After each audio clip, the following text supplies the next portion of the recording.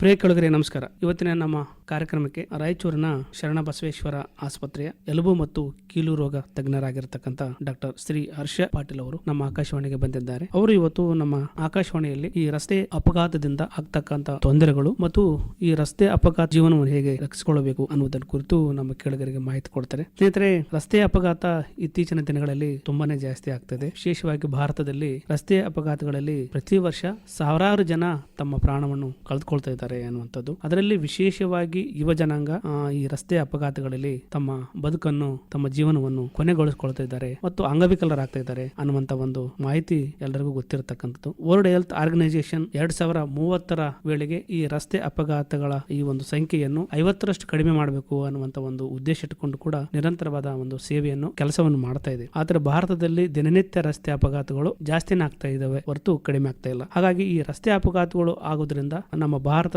ಒಂದು ಆರ್ಥಿಕ ಸಮಸ್ಯೆ ಕಾಡ್ತದೆ. ಅಷ್ಟೇ ಅಲ್ಲ, ಸಾಮಾಜಿಕವಾಗಿ, ಆರ್ಥಿಕವಾಗಿ ಮತ್ತು ಕೌಟುಂಬಿಕವಾಗಿ ಏನೆಲ್ಲ ತೊಂದರೆಗಳು ಮನುಷ್ಯ ಅನುಭವಿಸ್ತಾನೆ, ಕುಟುಂಬಗಳು ಅನುಭವಿಸ್ತದೆ ಅನ್ನೋದನ್ನ ಕುರಿತು ಇವತ್ತು ವೈದ್ಯರು ಮಾತಾಡ್ತಾರೆ. ಸ್ನೇಹಿತರೆ, ರಸ್ತೆ ಅಪಘಾತ ಆದಾಗ ಒಬ್ಬ ಮನುಷ್ಯನಿಗೆ ಏನೆಲ್ಲ ತೊಂದರೆ ಆಗ್ತದೆ ಮತ್ತು ಆ ಮನುಷ್ಯನ ಮೇಲೆ ಡಿಪೆಂಡ್ ಆಗಿರ್ತಕ್ಕಂಥ ಕುಟುಂಬ ಏನು ನೋವನ್ನು ಅನುಭವಿಸ್ತದೆ ಅನ್ನೋದನ್ನ ಕುರಿತು ಇವತ್ತು ವೈದ್ಯರು ಮಾತಾಡ್ತಾರೆ. ಸರ್ ನಮಸ್ಕಾರ. ಕಾರ್ಯಕ್ರಮ ಸರ್, ನಮ್ಮ ದೇಶದಲ್ಲಿ ಪ್ರತಿ ವರ್ಷ ರಸ್ತೆ ಅಪಘಾತಗಳು ಸಾಕಷ್ಟು ರೀತಿ ಆಗ್ತಿರ್ತವೆ. ಪ್ರತಿ ವರ್ಷ ಎಷ್ಟು ರಸ್ತೆ ಅಪಘಾತಗಳಲ್ಲಿ ಪ್ರಾಣ ಕಳ್ಕೊಳ್ತಾರೆ? ನಿಮ್ಮ ಹತ್ರ ಅಂಕಿ ಸಂಖ್ಯೆಗಳು, ಸ್ಟಾಟಿಸ್ಟಿಕ್ಸ್ ಇದೆ ಅಂತ ನನಗೆ ಅನಿಸ್ತದೆ. ಪ್ರಾರಂಭದಲ್ಲಿ ಅದರ ಬಗ್ಗೆ ಮಾಹಿತಿಯನ್ನು ಕೊಟ್ಟು ಮುಂದಿನ ಒಂದು ಮಾತನ್ನು ಮುಂದುವರ್ಸೋಣ ಸರ್. 2024 ಅಂಕಿ ಅಂಶಗಳ ಪ್ರಕಾರ ministry of road transport and highways ಅವರ ಅಂಕಿ ಅಂಶಗಳ ಪ್ರಕಾರ ವರ್ಷಕ್ಕೆ 5 ಲಕ್ಷ ರಸ್ತೆ ಅಪಘಾತಗಳು ಇಡೀ ಭಾರತದಲ್ಲಿ ಆಗ್ತದೆ ಅಂತೇಳಿ ವರದಿಯಾಗಿದೆ.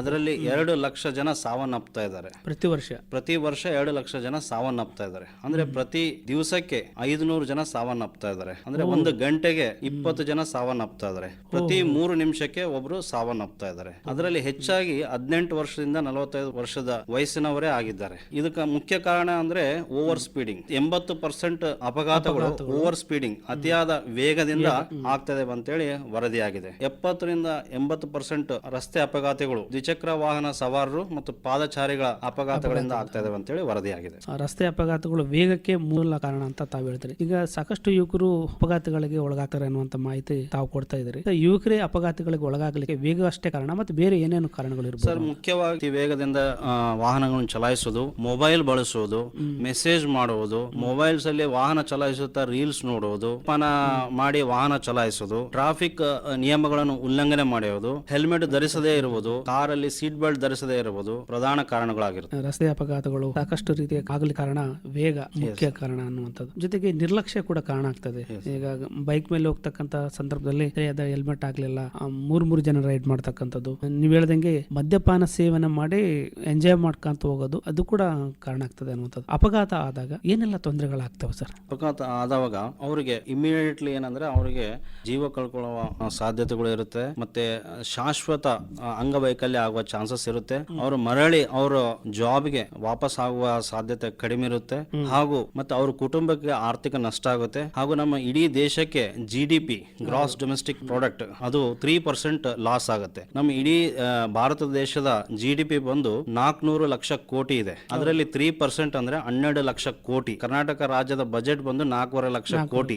ಅಂದ್ರೆ 3 ರಾಜ್ಯದ ವಾರ್ಷಿಕ ಬಜೆಟ್ ಸಮ ನಮಗೆ ಆರ್ಥಿಕ ನಷ್ಟ. ಅದು ನಮ್ಮ ಭಾರತ ದೇಶಕ್ಕೆ ಒಂದು ದೊಡ್ಡ ಸವಾಲಾಗಿದೆ. ನಿಜವಾಗ್ಲೂ ಸರ್, ಆರ್ಥಿಕವಾಗಿ ನಮ್ಮ ದೇಶ ತೊಂದರೆ ಒಳಗಾಗಲಿಕ್ಕೆ ಕಾರಣ ಇದು ಕೂಡ ಒಂದು ಕಾರಣ ಆಗ್ತದೆ.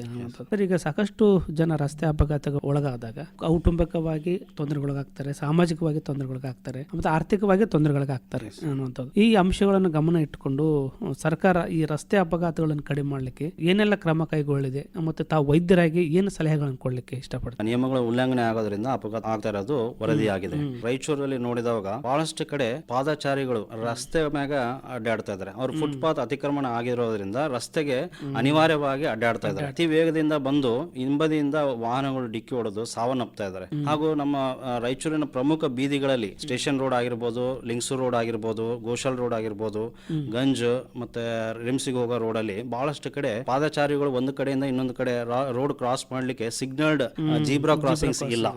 ಯಾವುದೇ ನಿಯಮ ಉಲ್ಲಂಘನೆ ಮಾಡಿದವಾಗ CCTV ದೃಶ್ಯಗಳನ್ನ ಆಧರಿಸಿ ಆಟೋಮೆಟಿಕ್ ಆಗಿ SMS ಮಾಡಿ ಫೈನ್ ಮಾಡುವ ಮೂಲಕ ಇದನ್ನ ತಡೆಗಟ್ಟಬಹುದು ಅಂತೇಳಿ ನಾನು ಹೇಳ್ತೀನಿ. ಸರ್, ಈಗ ರಸ್ತೆ ಅಪಘಾತ ಆಗ್ಲಿಕ್ಕೆ ಮುಖ್ಯವಾದ ಕಾರಣ ಅಸುರಕ್ಷಿತ ರಸ್ತೆ ಕೂಡ ಕಾರಣ. ಆಮೇಲೆ ಅಸುರಕ್ಷಿತ ವಾಹನಗಳು. ಈಗ ವಾಹನಗಳು ಎಷ್ಟೋ ವರ್ಷಗಳ ಹಳೆದಾಗಿರ್ತವೆ, ಇರ್ತವೆ, ಆಮೇಲೆ ಸರಿಯಾದ ಮೇಂಟೆನೆನ್ಸ್ ಮಾಡಿರಂಗಿಲ್ಲ, ಅವುಗಳು ಕೂಡ ಕಾರಣ ಆಗ್ತವೆ ಅನ್ನುವಂಥದ್ದು. ಸರ್.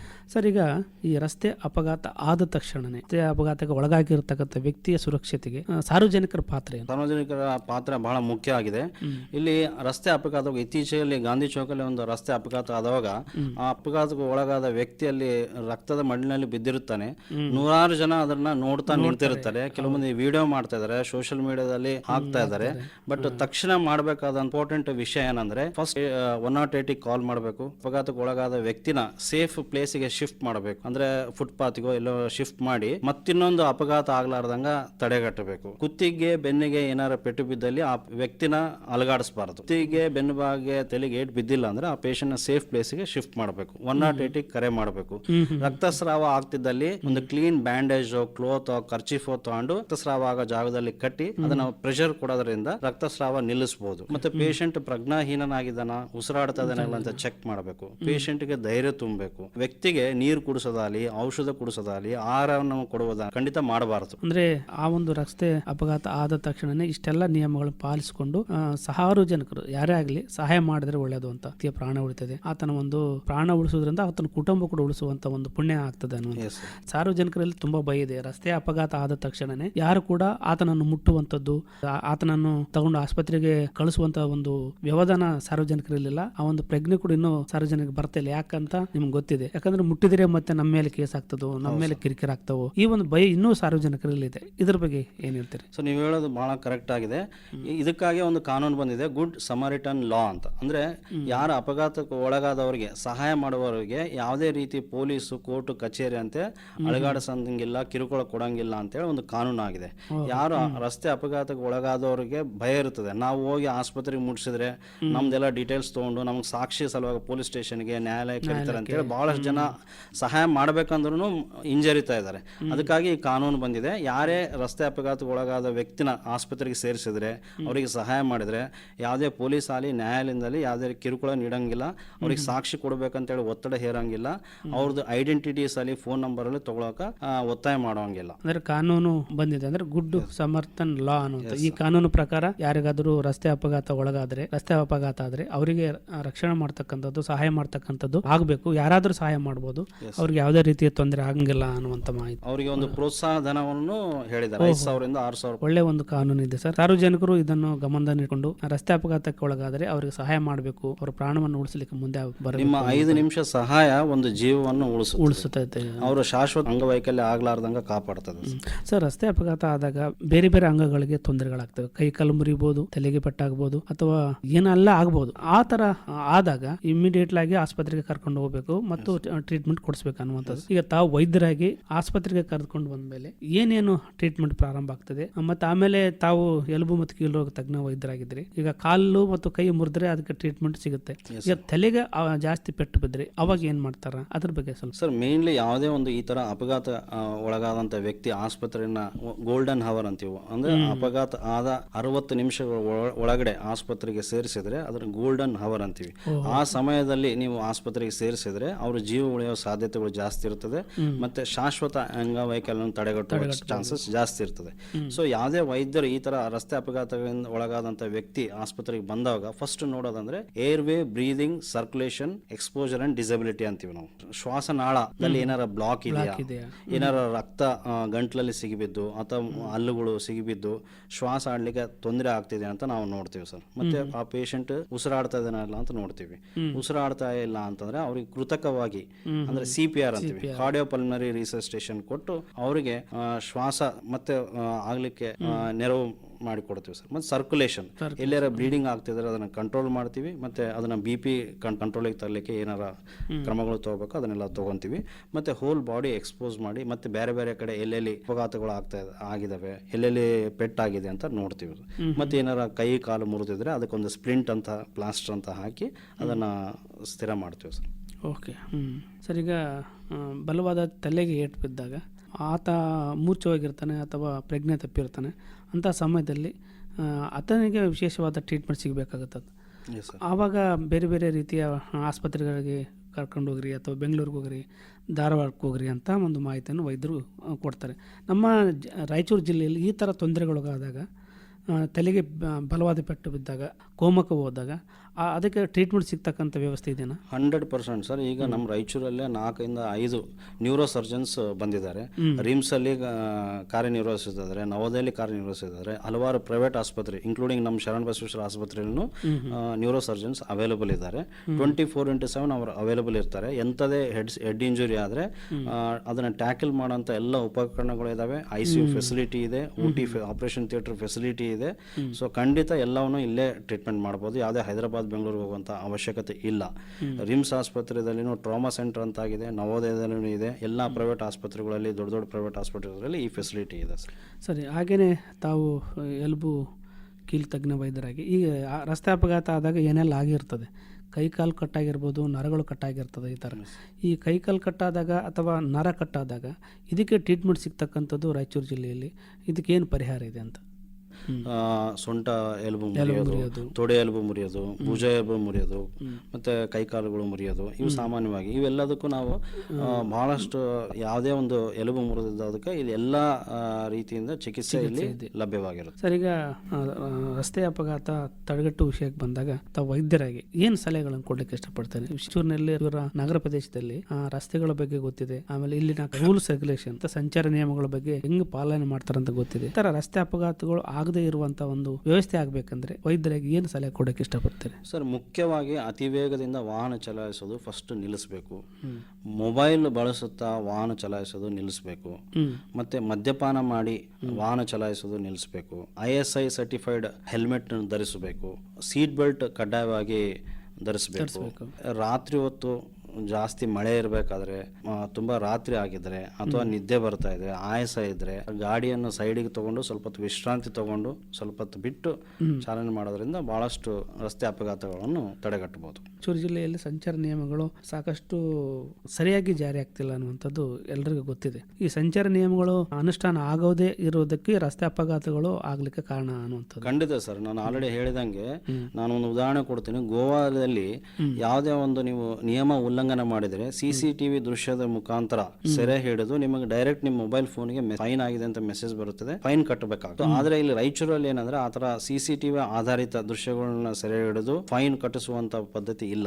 ಇಲ್ಲಿ ಏನಂದ್ರೆ ಯಾವ್ದಾರ ಪೊಲೀಸರು ಹಿಡ್ಕೊಂಡ್ರೆ ಅವ್ರಿಗೆ ಏನಾರು ಒಂದ್ ಸ್ವಲ್ಪ ಮಾತಾಡಿ ಏನಾರು ಕೊಟ್ಟು ಬಿಡಿಸ್ಕೊಂಡು ಹೋಗ್ಬೋದನ್ನ ಒಂದು ಧೈರ್ಯ ಜನರಲ್ಲಿ ಬಂದಿದೆ. ಹಂಗಾಗಿ ಪದೇ ಪದೇ ಟ್ರಾಫಿಕ್ ವೈಲೇಷನ್ ಆಗ್ತಾ ಇದೆ. ತಾವು ವೈದ್ಯರಾಗಿ ಸಾರ್ವಜನಿಕರು ಸಾಕಷ್ಟು ರೀತಿಯ ಒಂದು ರಸ್ತೆ ಅಪಘಾತಗಳಿಗೆ ಒಳಗಾಗ್ತಾರೆ. ರಸ್ತೆಗಳು ಕಿರಿದಾದ ರಸ್ತೆಗಳು ಇದಾವೆ ರಾಯಚೂರು ನಗರ ಪ್ರದೇಶದಲ್ಲಿ. ಅಲ್ಲಿ ಎಲ್ಲ ಸಾಕಷ್ಟು ರೀತಿಯ ಟ್ರಾಫಿಕ್ ಜಾಮ್ ಆಗ್ತಿದೆ, ಟ್ರಾಫಿಕ್ ಪ್ರಾಬ್ಲಮ್ ಆಗ್ತಿದೆ. ಆದ್ರೂ ಕೂಡ ಇದನ್ನ ಯಾವ್ದನ್ನ ತಲೆ ಕೆಡಿಸ್ಕೊಳ್ಳಾರ್ದೆ ಸಾರ್ವಜನಿಕ ಹಂಗೇನೆ ಹೋಗ್ತಾನೆ ಇರ್ತಾರೆ. ಈಗ ನಮ್ಮ ಸವಾಲಾಗಿರ್ತಕ್ಕಂಥದ್ದು ಕಿರಿದಾದ ರಸ್ತೆಗಳು. ಇದು ನಮ್ಮ ಕೈಯಲ್ಲ, ಅದು ಜನಪ್ರತಿನಿಧಿಗಳು ಏನೆಲ್ಲ ಮಾಡಿದ್ರೆ ಆಗುತ್ತೆ. ವೈದ್ಯರಾಗಿ ಏನು ಸಲಹೆಗಳನ್ನು ಕೊಡ್ತೀರಿ ಸರ್? ಹೇಳೋದೇನಂತಂದ್ರೆ ಆಕ್ಸಿಡೆಂಟ್ ಆದ್ಮ್ಯಾಗ ಅದನ್ನ ಟ್ರೀಟ್ಮೆಂಟ್ ಕೊಡೋದಕ್ಕಿಂತ ಮುಂಚೆ ಆಕ್ಸಿಡೆಂಟ್ ಆಗೋದನ್ನ ತಡೆಗಟ್ಟೋದು ಬಹಳ ಇಂಪಾರ್ಟೆಂಟ್. GDP 3% ಲಾಸ್ ಅಂದ್ರೆ 12 ಲಕ್ಷ ಕೋಟಿ ದೇಶಕ್ಕೆ ಆರ್ಥಿಕ ನಷ್ಟ ಆಗಿದೆ. ಎಷ್ಟೋ ಕುಟುಂಬಗಳು ಇವತ್ತು ನಾನು ಈ ಕಾರ್ಯಕ್ರಮ ಮುಗಿಸಿ ಹೋಗೋದ್ರ ಒಳಗೆ ಒಂದು 20 ಕುಟುಂಬಗಳು ತಮ್ಮ ಆತ್ಮೀಯರನ್ನು ಕಳೆದುಕೊಳ್ತಾರೆ ಅಂತೇಳಿ ನೋವಿಂದ ಹೇಳ್ಬೇಕು. ಸೊ ಪ್ರತಿ 3 ನಿಮಿಷಕ್ಕೆ ಒಬ್ಬ ಯುವಕ ಸಾವನ್ನಪ್ಪಿದ್ದಾರೆ.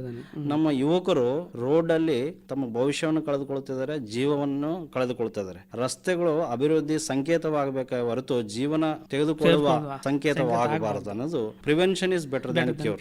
ರಾಯಚೂರಲ್ಲಿ ಪ್ರಮುಖವಾಗಿ ನಾವು ಹೇಳಬೇಕಂದ್ರೆ ಗಾಂಧಿ ಚೌಕ್ ಆಗಿರ್ಬೋದು, ಸ್ಟೇಷನ್ ರೋಡ್ ಆಗಿರ್ಬೋದು, ಚಂದ್ರಮೌಳಿ ಚೌಕ್ ಆಗಿರ್ಬೋದು, ಪಟೇಲ್ ಚೌಕ್ ಆಗಿರ್ಬೋದು, ಇಲ್ಲೆಲ್ಲ ಸಾಕಷ್ಟು ATM ಸರ್ಕಲ್ ಆಗಿರ್ಬೋದು, ಕಣಬಾವಿ ಚೌಕ್ ಆಗಿರ್ಬೋದು, ಇಲ್ಲಿ ಸಾಕಷ್ಟು ಟ್ರಾಫಿಕ್ ದಟ್ಟಣೆ ಬಹಳ ಆಗಿದೆ. ಇಲ್ಲಿ ಟ್ರಾಫಿಕ್ ಸಿಗ್ನಲ್ಸ್ ಇಲ್ಲ, ಮತ್ತೆ ಬಹಳಷ್ಟು ಕಡೆ ಡಿವೈಡರ್ಸ್ ಇಲ್ಲ. ಟ್ರಾಫಿಕ್ ಸಿಗ್ನಲ್ ಇಲ್ಲದ ಕಾರಣ ಒಂದು ಗೊಂದಲ ಸ್ಥಿತಿ ನಿರ್ಮಾಣ ಆಗ್ತಿದೆ.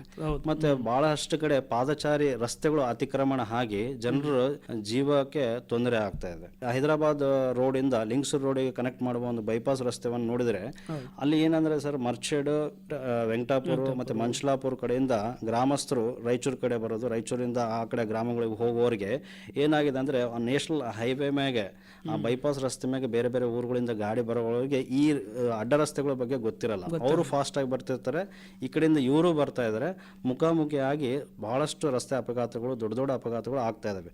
ಸೊ ಇಂಥದ್ರಲ್ಲಿ ಏನಂದ್ರೆ ನಾವು ಸರ್ವಿಸ್ ರೋಡ್ ಕೊಡೋದ್ರ ಮೂಲಕ ಅಥವಾ ಓವರ್ ಬ್ರಿಡ್ಜ್ ಕನೆಕ್ಟ್ ಮಾಡೋದ್ರ ಮೂಲಕ ಇಂಥ ರಸ್ತೆ ಅಪಘಾತಗಳನ್ನು ತಡೆಗಟ್ಟಬಹುದು. ಗಂಜು ರೋಡಿಂದ ಶಕ್ತಿನಗರ್ಗೆ ಹೋಗೋ ದಾರಿಯಲ್ಲಿ ಯಾವುದೇ ಒಂದು ಡಿವೈಡರ್ ಇಲ್ಲ, ಸ್ಪೀಡಾಗಿ ಓವರ್ಟೇಕ್ ಮಾಡುತ್ತಾ ರಸ್ತೆ ಅಪಘಾತಗಳು ಬಹಳಷ್ಟು ಆಗ್ತಾ ಇದ್ದಾವೆ. ಸೊ ನಾವು ಜನರಲ್ ಆಗಿ ಮಾತಾಡೋದಕ್ಕಿಂತ ರಾಯಚೂರಿಗೆ ಸಂಬಂಧಪಟ್ಟಂತೆ ರಾಯಚೂರಿಗೆ ಏನು ನಾವು ಫಾಲೋ ಮಾಡ್ಬೇಕನ್ನೋದ್ರ ಬಗ್ಗೆ ಪ್ರಾಕ್ಟಿಕಲ್ ಆಗಿ ಯೋಚನೆ ಮಾಡಬೇಕಾಗುತ್ತೆ. ಈವನ್ ಸ್ಟೇಷನ್ ರೋಡ್ ಅಲ್ಲಿ 3:30 ಇಂದ 5:30 ಟೈಮಲ್ಲಿ ಶಾಲಾ ಮಕ್ಕಳು ಸ್ಕೂಲಿಂದ ಬರ್ತಾ ಇರ್ತಾರೆ. ಅವರು ರೋಡ್ ಕ್ರಾಸ್ ಮಾಡಲಿಕ್ಕೆ ಹರಸಾಹಸ ಪಡ್ತಾ ಇರ್ತಾರೆ, ಅವ್ರ ಜೀವನಕ್ಕೆ ತೊಂದರೆ ಇದೆ. ಸೊ ಅಲ್ಲಿ ಒಂದು ಸಿಗ್ನಲ್ ಕಂಟ್ರೋಲ್ ಜೀಬ್ರಾ ಕ್ರಾಸಿಂಗ್ ಅಂತ ಇರಬೇಕು. ಅದಲ್ಲದೆ ಎಲ್ಲಾ ಕಡೆನೂ ಬಹಳಷ್ಟು ಪ್ರಮುಖ ಬೀದಿಗಳಲ್ಲಿ ಸಿಗ್ನಲ್ ಕಂಟ್ರೋಲ್ ಜೀಬ್ರಾ ಕ್ರಾಸಿಂಗ್ ಇರಬೇಕು. ಬಹಳಷ್ಟು ಮಂದಿ ವಯಸ್ಸಾದವರು, ಮಕ್ಕಳು, ಹೆಣ್ಣುಮಕ್ಕಳು ರೋಡ್ ಕ್ರಾಸ್ ಮಾಡಲಿಕ್ಕೆ ಬಹಳ ಕಷ್ಟಪಡ್ತಾ ಇದ್ದಾರೆ. ಸೊ ಇದ್ರ ಬಗ್ಗೆ ಸರ್ಕಾರ ಗಮನ ವಹಿಸಬೇಕಂತೇಳಿ ನಾನು ಒತ್ತಾಯಿಸ್ತೇನೆ. ಕೊನೆಯದಾಗಿ ತಾವು ವೈದ್ಯರಾಗಿ ರಸ್ತೆ ಅಪಘಾತಕ್ಕೆ ಒಳಗಾಗ್ತಕ್ಕಂಥ ಸಾರ್ವಜನಿಕರಿಗೆ ಏನು ಕಿವಿ ಮಾತಾಡಲಿಕ್ಕೆ ಇಷ್ಟಪಡ್ತೀರಿ? ನಿಮ್ಮ ಕುಟುಂಬಕ್ಕೆ ನೀವು ಸುರಕ್ಷಿತವಾಗಿ ಹೋಗಿ ವಾಪಸ್ ಕುಟುಂಬಕ್ಕೆ ನೀವು ಅತ್ಯುತ್ತಮ ಉಡುಗೊರೆ ಕೊಡುವುದು. ನಿಜವಾಗ್ಲೂ ಸರ್, ಯಾಕಂದರೆ ನಮ್ಮ ಜೀವ ಅತ್ಯಂತ ಅಮೂಲ್ಯ. ಹೊರಗಡೆ ಹೋದ ತಕ್ಷಣವೇ ಮನೆಗೆ ಬರುವತಕ್ಕಂಥ ಒಂದು ಮನೆಯಲ್ಲಿ ಸಾಕಷ್ಟು ಕುಟುಂಬದ ಸದಸ್ಯರು, ಕುಟುಂಬದ ಪ್ರೀತಿ ಪಾತ್ರರು ಕಾಯ್ತಾ ಇರ್ತಾರೆ, ತಂದೆ ತಾಯಿಗಳು ಕಾಯ್ತಿರ್ತಾರೆ, ಮಕ್ಕಳು ಕಾಯ್ತಿರ್ತಾರೆ. ಹಿಂಗೆಲ್ಲ ಇದ್ದ ಮೇಲೆ ಹೊರಗೆ ಹೋಗುವಂಥ ಸಂದರ್ಭ ಬಂದಾಗ ಅದೇನಂತ ಮೈ ತುಂಬ ಕಣ್ಣುಗಳು ಇಟ್ಕೊಂಡು ಹೊರಗೆ ಹೋಗಬೇಕಾಗ್ತದೆ. ರಸ್ತೆ ನಿಯಮಗಳನ್ನು ಕಂಪಲ್ಸರಿ ಪಾಲನೆ ಮಾಡಬೇಕಾಗ್ತದೆ. ಹೆಲ್ಮೆಟ್ ಕಡ್ಡಾಯವಾಗಿ ನಿಧಾನವಾಗಿ ಚಲಾಯಿಸಬೇಕು ಸರ್. ಮೇನ್ 80% ಅಪಘಾತಗಳಾಗೋದೇ ವೇಗದಿಂದ ಚಲಾಯಿಸೋದ್ರಿಂದ ಆಗ್ತಾ ಇದೆ. ಅದು ನಮ್ಮ ಕೈಯಲ್ಲಿದೆ. 80% ಅಪಘಾತಗಳನ್ನು ಬರೀ ನಿಧಾನವಾಗಿ ಚಲಾಯಿಸೋದ್ರಿಂದ ತಪ್ಪಿಸಬಹುದು. ಸೊ ನಮ್ಮ ಕುಟುಂಬದವರು ನಮ್ಮ ಮೇಲೆ ಅವಲಂಬಿತರಿರ್ತಾರೆ. ನಾವು ಸುರಕ್ಷಿತವಾಗಿ ಮನೆಗೆ ಹೋದ್ರೆ ಅದೇ ಅವರಿಗೆ ಅತ್ಯುತ್ತಮ ಉಡುಗೊರೆ ಕೊಟ್ಟಂಗೆ. ಒಳ್ಳೆಯ ಒಂದು ಮಾಹಿತಿಯನ್ನು ಕೊಟ್ಟರೆ. ಇದುವರೆಗೆ ನಮ್ಮ ಆಕಾಶವಾಣಿ ಬಂದು ರಸ್ತೆ ಅಪಘಾತಗಳಿಂದ ಆಗ್ತಕ್ಕಂಥ ತೊಂದರೆಗಳು ಮತ್ತು ಆ ತೊಂದರೆಗೆ ಒಳಗಾದಾಗ ಸಾರ್ವಜನಿಕರು ಏನು ಸಹಾಯ ಮಾಡಬೇಕು, ಹೇಗೆ ಸಹಾಯ ಮಾಡಬೇಕು ಮತ್ತು ನಮ್ಮ ಸುರಕ್ಷಿತ ನಿಯಮಗಳನ್ನು ಪಾಲನೆ ಮಾಡೋದರಿಂದ ರಸ್ತೆ ಅಪಘಾತಗಳು ಆಗದೇ ಇರತಕ್ಕಂಥ ಒಂದು ಸಂದರ್ಭಗಳು ಹೇಗೆ ಬರ್ತವೆ ಅನ್ನುವಂಥದ್ದು ಎಲ್ಲ ಒಂದು ವಿಷಯದ ಮೇಲೆ ಬೆಳಕು ಚೆಲ್ಲುವಂಥ ಒಂದು ಮಾಹಿತಿಯನ್ನು ನಮ್ಮ ಆಕಾಶವಾಣಿ ಕಾರ್ಯಕ್ರಮದಲ್ಲಿ ಕೊಟ್ಟರೆ. ತಾವು ಬಂದು ತಮ್ಮ ಅನಿಸಿಕೆಗಳನ್ನು ಹಂಚಿಕೊಂಡಿದ್ದಕ್ಕಾಗಿ ತಮಗೆ ಧನ್ಯವಾದಗಳು ಸರ್. ನಿಮಗೂ ಧನ್ಯವಾದಗಳು. ಎಲ್ಲ ಆಕಾಶವಾಣಿ ಕೇಳುಗರಿಗೆ, ಸಮಸ್ತ ರಾಯಚೂರು ನಾಗರಿಕರಿಗೆ